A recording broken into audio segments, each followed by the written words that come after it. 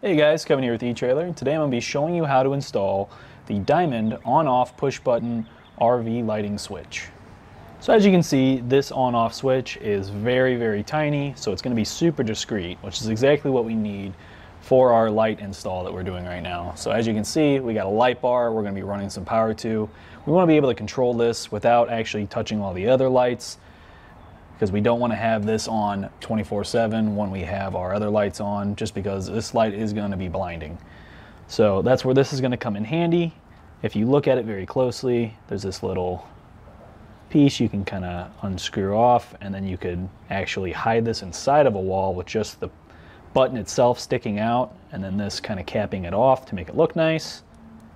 But with our walls today on this trailer, they're too thin. We're not going to actually be able to put anything in the wall itself.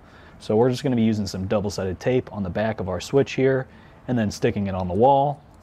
And because it's all black, it's going to fit in really nice with the aesthetics of this trailer, because the wall that we're going to be sticking it on is all black, so it won't really be that noticeable. So I decided this is probably a good height for our toggle switch here. So I'm going to go ahead and I'm going to strip back our wire loom. I'm going to be real careful not to actually cut my wire yet, because I'm only going to be cutting the power and not actually the neutral. There we go. So now I can go ahead and make a little break in my power here. And you want to make sure that you have this while your power is disconnected. We don't want any surges going through and messing anything up. And because I had already made this so tight before the first time I installed it, I'm going to add a little bit more length to my wire, just so that I can have this reattached correctly when we tie in our light.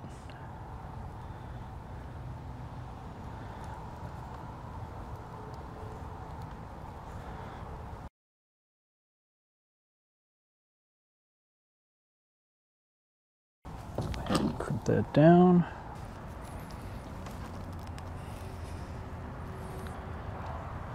All right. Now we can go ahead and start running our wire over for our light bar. We're going to go ahead and kind of bend it back down, because that's going to go ahead and match right back up to our original wire that we cut. And we're going to butt connector that to one side of our switch, because we want this to always be on and only our light bar to be operated by the switch. So with these two connected back together again, our light down there is going to work anytime our switch is turned on. For all of our other lights, we can go ahead and crimp that to one side of our switch. And for the other side, we're going to use another butt connector. Just go ahead and put it on this side first and run that over to the power wire that we have running to our light bar.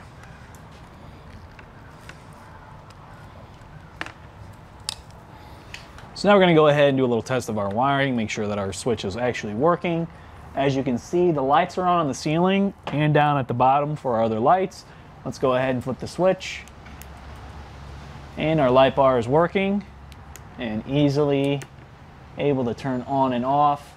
That way it's not always blinding anytime he's having to just walk in and out of his trailer, but is going to be there and useful whenever he's trying to pull his race car in. So I got some industrial double-sided tape here that's going to do a really good job at holding this in place, since we're not actually implanting this inside the wall and we're just sticking it on. But let's go ahead and do that now. And luckily this pretty much fits this body of our switch here. Go ahead and stick that on, and then we can go ahead and peel back our backing and get it exactly where we want it, and just press down nice and tight. Make sure this is really getting stuck on there.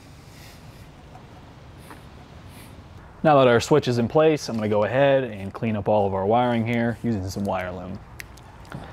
Now with our wiring all covered up, looking nice and neat, that'll do it for our installation here of the diamond on-off push button switch for RV lighting here that we installed on our enclosed trailer for our light bar. My name's Kevin. Thanks for watching, guys.